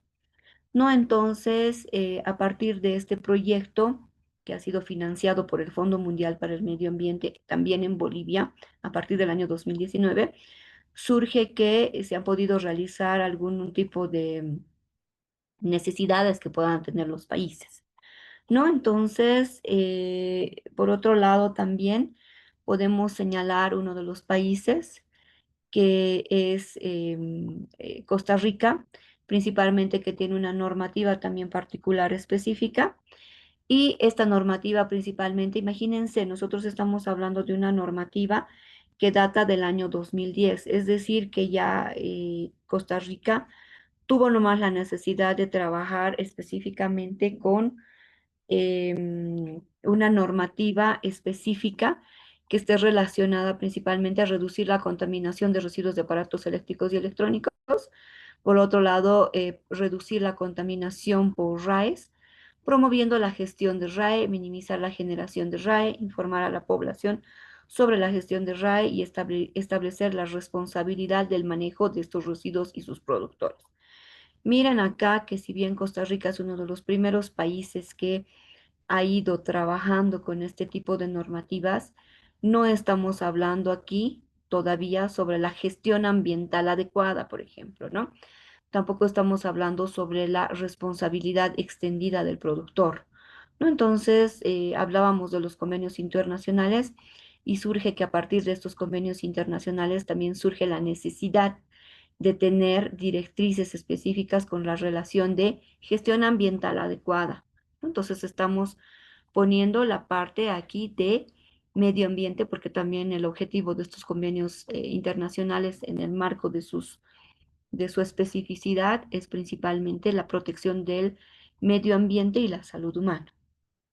Ya entonces, por otro lado, también Ecuador, en este caso, que es también uno de los países que contaba con alguna iniciativa, ¿no? Entonces, Ecuador tiene un acuerdo, el acuerdo número 190, que es la Política Nacional de Postconsumo de Equipos Eléctricos y Electrónicos. En este caso, su objetivo principal es establecer los lineamientos de la política post-consumo al respecto de la gestión de equipos eléctricos y electrónicos en desuso, en el marco de la aplicación del principio de responsabilidad extendida del productor. ¿No? Entonces, un poquito ya a partir de los años podemos ver que empieza a aparecer cierto tipo de terminología que va adecuada de ello. Por otro, también es importante señalar que a partir de ello, nosotros también podríamos ver que los países van realizando con algún tipo de iniciativas específicas, ¿no? Por otro lado, El Salvador, que es uno de los países también específicos, que trabaja con lineamientos técnicos, ¿no? Son directamente un tipo de resolución que trabaja con lineamientos técnicos para el adecuado manejo de los residuos de aparatos eléctricos y electrónicos RAE. Principalmente podemos decir que Salvador trabajó con este tipo de lineamientos para la gestión de residuos de artefactos eléctricos y electrónicos en distintos lugares, ¿no? Principalmente con la parte de recuperación, la parte de tratamiento y disposición final. Además de cumplir con todas las normas ambientales sanitarias y otras establecidas por el Estado. En este caso también estas directrices se establecen en este documento y este documento está dirigido principalmente a la parte de transporte, puntos de entrega voluntaria móviles y plantas de desensamble y desarme. Ya a partir de, por ejemplo, uno de los países que ha tenido la iniciativa, por ejemplo, es El Salvador, de que se puedan contar con lugares donde se hace la entrega específicamente de este tipo de residuos. Entonces pasa que hablábamos la anterior clase, que se trabaja mucho con el tema de incentivos, ¿no? Es decir, uno lleva el residuo de aparato eléctrico y electrónico a un lugar específico que sea móvil, en este caso, por entrega voluntaria, porque prácticamente esto sí es de trabajados a nivel hogares, digamos, ¿no? Que es muy diferente a aparatos eléctricos y electrónicos que ya se encuentran en desuso, que se conviertan en RAE, que tengan un tratamiento específico o tengan una normativa, como en Bolivia contamos con la normativa 181, ¿no? De administración, que prácticamente no puedes tú, digamos, deshacerte rápidamente del equipo, ¿no? Sino que tú tienes que seguir cierto tipo de normativa. O sea, ¿qué quiere decir? Que no es que no sirve el equipo y una vez que no sirve yo ya no lo puedo usar y listo, yo veo qué hago. No, estos residuos en muchas instancias gubernamentales principalmente se convierten en instancias que son, como les digo, se consideran como activos fijos. Entonces sí hay que tener mucho cuidado de ello, ¿no ve? De que se tenga que conocer normativa nacional para, por ejemplo, hacer ¿cómo se dice?, disposición final de ello. Incluso hay que ver el tema de presupuesto. ¿Qué pasa? Que a veces hay empresas que te cobran, ustedes entregan los residuos de aparatos eléctricos y electrónicos y si es que nosotros somos o si es una empresa gubernamental, tiene que contar con los recursos específicos para hacer ¿cómo le digo?, la entrega y una vez de hacer la entrega, la disposición final. En algunos casos, existen algunas empresas también que recepcionan y te pagan por el residuo, pero lo que te pagan por el residuo tampoco es, pues, un monto muy elevado, ¿no? Esto ya se considera como residuo, ¿no? Entonces, ¿qué pasa cuando se trabaja con este tema de que tú tengas que hacer un pago? Se trabaja con modelos de negocios, ¿ya? Y cuando nosotros hablamos de modelos de negocio, sí existe para la parte de residuos de artefactos eléctricos y electrónicos, donde también existe la aplicabilidad de lo que es la economía circular. No es decir, que este residuo todavía yo puedo utilizar para otra cosa, ¿no? En este caso, una vez que se hace la entrega, como les decía, ver que se pueda tener con la partida o verla, digamos, si es que se va a entrar como una forma de donación, entrega, toda esa figura técnica hay que verla, pero lo más importante en este tema es la parte legal, ¿no? ¿En qué sentido se encuentra? Nosotros podemos cobrar por el residuo, podemos pagar por el residuo, entonces eso va a estar enmarcado principalmente en la parte de los modelos de negocios que se tengan que realizar, haciendo obviamente un análisis de quiénes son los que entregan y quiénes son los gestores en esta casa, ¿no? Y obviamente no nos olvidemos también que prácticamente estos gestores también están basados o inscritos bajo una normativa nacional, que es de cumplimiento de las gobernaciones. Por otro lado, podemos señalar que Perú, por ejemplo, cuenta con un decreto supremo que es el 009, que es de régimen especial de gestión de residuos de aparatos eléctricos y electrónicos. ¿Qué objetivo tiene? Establecer un régimen especial para la gestión y manejo de los residuos de aparatos eléctricos y electrónicos RAE como residuos de bienes priorizados mediante la determinación de un conjunto de obligaciones y responsabilidades, principalmente de los actores involucrados en las diferentes etapas de gestión y manejo, el cual comprende actividades destinadas a la segregación, almacenamiento, recolección, transporte, valorización, disposición final de los RAEs, teniendo en cuenta condiciones para la protección del medio ambiente y la salud humana. Este decreto supremo, que ha sido específicamente para la gestión de residuos de aparatos eléctricos y electrónicos del año 2019, es como un fruto también del proyecto este que se ha hecho a nivel regional, considerando de que ya pasa que Bolivia empezó en el año 2019 su implementación de proyecto, pero muchos países como Costa Rica, principalmente Argentina y Perú, iniciaron un poco antes el proyecto, ¿no? Entonces, también a partir de las ampliaciones es que, por ejemplo, para Perú, prácticamente para Costa Rica y Perú, el proyecto ya fue finalizado en los países, ¿no? Hay algunos países como República Dominicana, todavía Colombia, que están todavía ejecutando algunas últimas actividades para hacer los cierres de los proyectos. Colombia es otro país también que cuenta que se llama un segundito, por favor, voy a silenciar. Ya está. Entonces, Colombia es otro de los países también que cuenta con una normativa, que es la resolución 0480, que está relacionada a los registros, registro de importadores y comercializadores de aparatos eléctricos y electrónicos. ¿Para qué principalmente hizo Colombia esta resolución? Para implementar el registro de productores y comercializadores de aparatos eléctricos y electrónicos a las subpartidas arancelarias señaladas en el anexo que cuentan ellos, y principalmente cuentan requisitos para ello. En el año 2020 se ha realizado, pero principalmente, ¿qué puedo decir antes un poquito de hablar más también de Bolivia?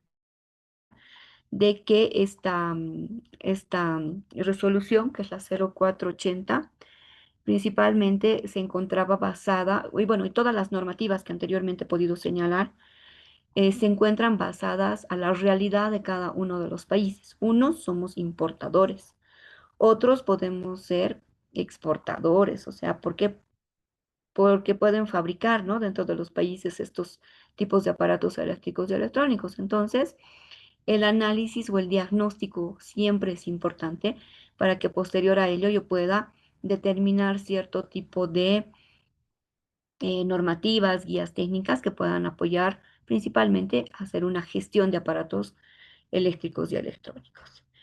Ya Bolivia, en este caso, podemos señalar que Bolivia principalmente cuenta con normativas específicas. Habíamos señalado las generales, ¿no? Habíamos dicho que tenemos a la ley, tenemos reglamentos, y en el caso de Bolivia, por ejemplo, tenemos una guía de baja para la disposición de residuos de aparatos eléctricos y electrónicos en instituciones públicas y privadas. Principalmente, esta guía ha sido elaborada en el año 2018, un año antes de que se implemente este proyecto en Bolivia, ¿no? Y principalmente podemos decir que esta guía de baja es una herramienta informativa legal y técnica que permite a las instituciones públicas y privadas viabilizar la baja y disposición segura de residuos de aparatos eléctricos y electrónicos, coadyuvando a la prevención, reducción y mitigación de los impactos negativos al medio ambiente. Entonces, como podemos ver, es una normativa tal vez antes de la ley 755, pero de a poco también siempre es importante que nosotros nos estemos actualizando, por ejemplo, con tipos de informaciones o normativas, por ejemplo, que se van sacando. En algún momento decía, no solo nosotros nos tenemos que basar en las leyes, en los decretos supremos. ¿Por qué? Porque las leyes y los decretos supremos siempre van a ser publicados, ¿no? En la Gaceta, y siempre va a ser, hacer noticia, ¿no? Hoy se sacó la ley tantos, tantos. Pero ¿qué pasa posterior a ello? Existen cierto tipo de resoluciones administrativas, resoluciones ministeriales, resoluciones biministeriales, triministeriales, resoluciones administrativas, les había dicho, en el marco de competencias de la autoridad competente en la temática particular, que principalmente a veces no son mucho de conocimiento. No existen algunas guías técnicas, procedimientos, manuales. Entonces, siempre es importante que nosotros nos estemos actualizando de la cantidad de normativa que nosotros podamos tener a nivel nacional. ¿Para qué? Para que me apoyen en el momento de realizar una gestión ambiental adecuada, en este caso de los residuos de aparatos eléctricos y electrónicos. No sé si hasta aquí hay alguna consulta, por favor. Mm.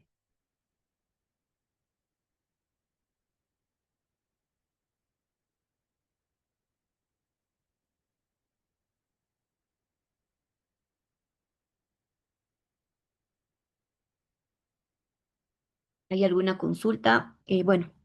Creo que no tienen ninguna consulta, algún comentario al respecto para que, bueno, el día de hoy, hasta este lugar nosotros habíamos concluido, por favor. Y, por favor, ¿qué más decirles? Bueno, ya el día martes ya estamos en contacto. Vamos a coordinar también, ingeniera Abigail, ¿no? Con el tema de la plataforma para el cargado de documentación y los materiales de lectura inicialmente y algunos materiales de apoyo que nosotros vamos a tener. No sé si hay alguna consulta, por favor.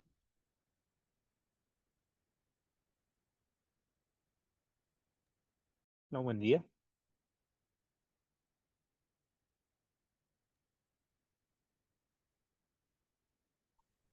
Eh, Bartolomé, sí, ¿cómo estás, Bartolomé?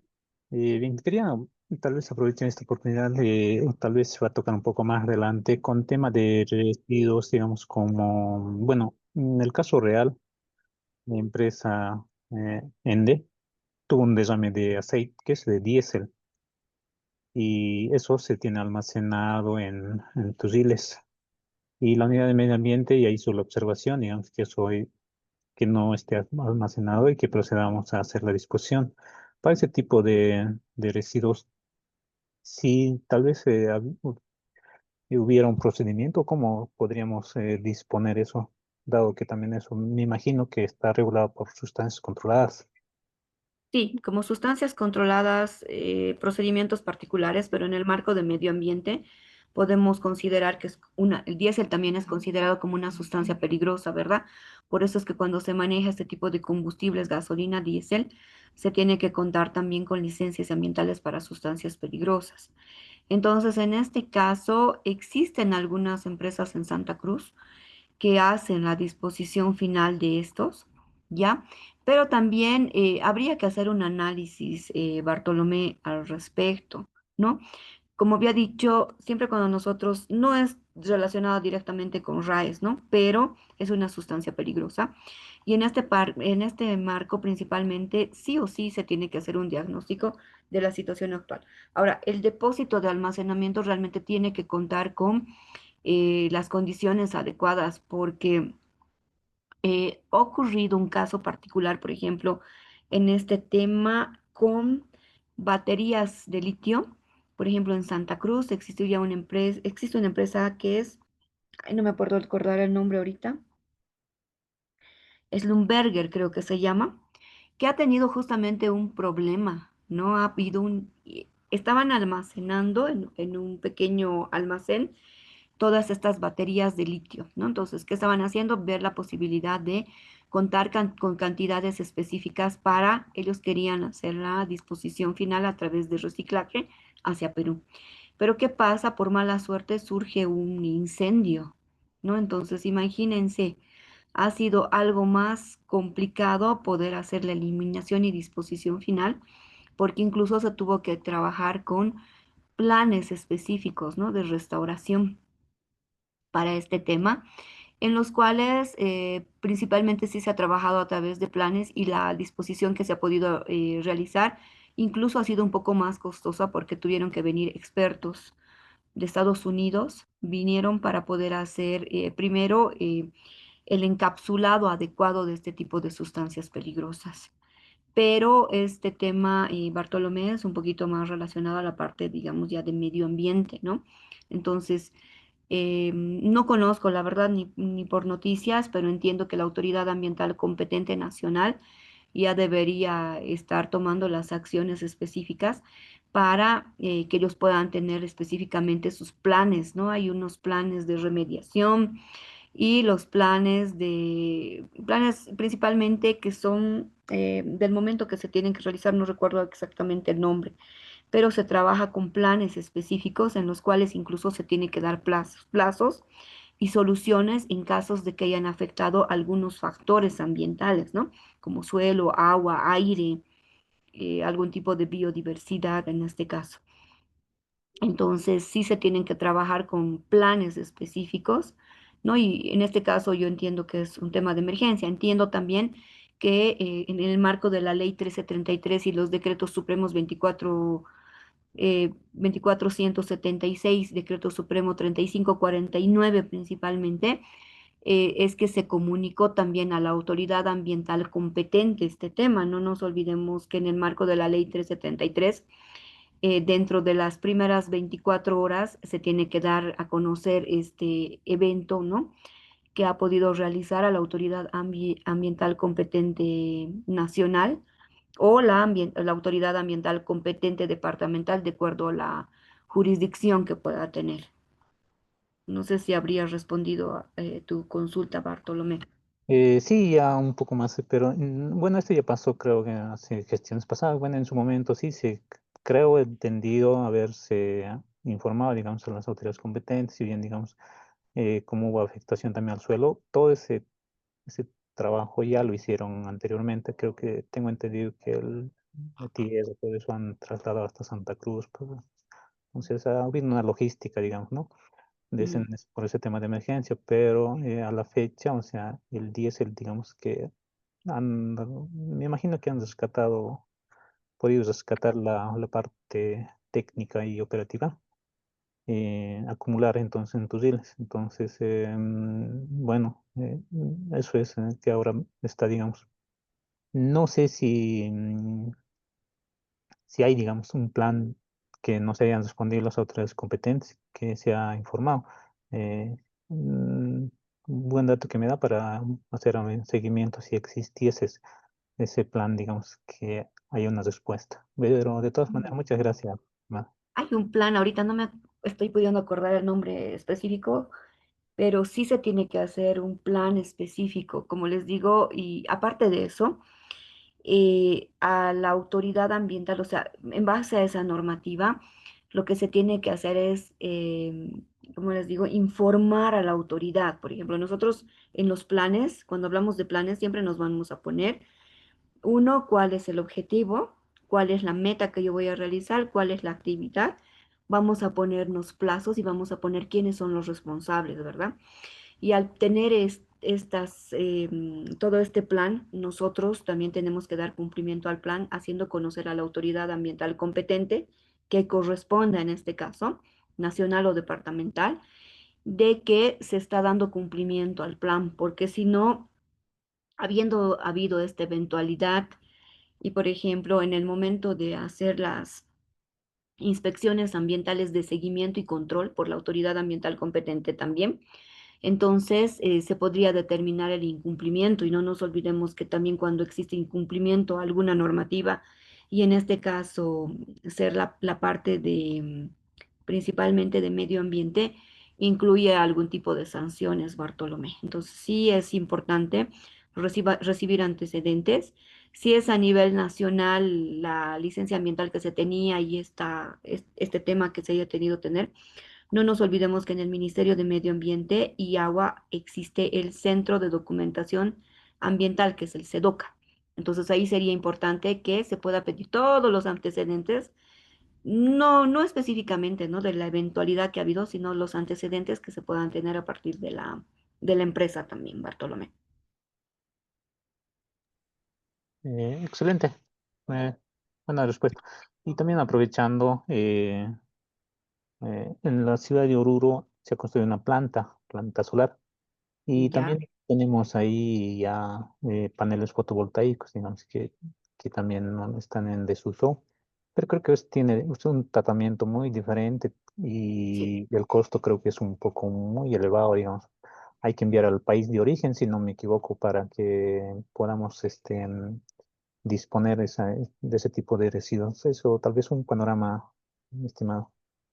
Sí, es realmente un procedimiento muy diferente porque no estamos hablando nosotros de procedimientos que se enmarcan en el marco del Reglamento Ambiental para Actividades con Sustancias Peligrosas, que podríamos decir cuando hablamos de RAI y esta temática en particular, se marcan en convenios internacionales. Entonces, el tratamiento es completamente diferente, ¿no? Y también hay una instancia competente que es la Agencia Boliviana de Energía Nuclear que ha ido trabajando con estas temáticas. Y como tú lo has dicho también, Bartolomé, a diferencia de estos convenios que nosotros hemos visto anteriormente, cuando nosotros trabajamos de los paneles fotovoltaicos también, ahí aplica ya, es algo más nuevo, ¿no? Entonces pasa que tú tienes que también hacer el envío hacia los países de origen. Pero también comprender que si bien haces el envío, ya se está aplicando, ¿no? Lo que es la responsabilidad extendida del productor, que las personas directamente, no voy a decir que contaminan, pagan, ¿no? Pero que directamente, en este caso, por ejemplo, de equipos, podría decir, ya cuando ellos hacen el costo, por ejemplo, de estos equipos, y ustedes saben que este tipo de equipos particulares específicos que se utilizan, los costos son realmente elevados. ¿Por qué? Porque ya los países ya en desarrollo, los fabricantes, incluyen el costo ya, ¿no? En el marco de lo que es la responsabilidad extendida del productor, el costo de desuso o de eliminación. Pero en este caso en particular, también lo que se tienen que hacer son, bueno, lastimosamente son trámites específicos, contar igual con los permisos de los países ¿cómo se dice esto?, de tránsito y el país de origen. Es por eso y cuán importante, y ustedes saben que cuando llegan cualquier tipo de equipos, en este caso aparatos eléctricos y electrónicos, ya vienen, ¿no? Con la garantía, país de origen y todo lo demás. Y lo que se está queriendo hacer, por ejemplo, en Bolivia también con las marcas de equipos que puedan tener, podemos ver de que este tipo de marcas ya pone ciertos tipos de oficinas, ¿no? Cuando, por ejemplo, tienes un daño del equipo, tú tienes ya el lugar de la garantía, vas al lugar, puedes hacer cambios y bueno, más adelante esperemos que es un proceso, ¿no? Más adelante esperemos que el tema de la responsabilidad extendida del productor también sea un poco más específica, más de cumplimiento en el país, pero también que se puedan crear nuevo tipo de normativas, guías técnicas y procedimientos que nos puedan apoyar. No sé si habría respondido Bartolomé también al respecto. Sí, sí, muchas gracias. No, de nada. Listo. Entonces, creo que no hay más consultas. El día martes, por favor, a las 7 de la noche, para poder 7:30, perdón, mil disculpas, 7:30. Entonces, bueno, que tengan un fin de semana bendecido y que les vaya muy bien. Hasta luego, muchachos. Muchas Buenos días, gracias, gracias. ingeniero.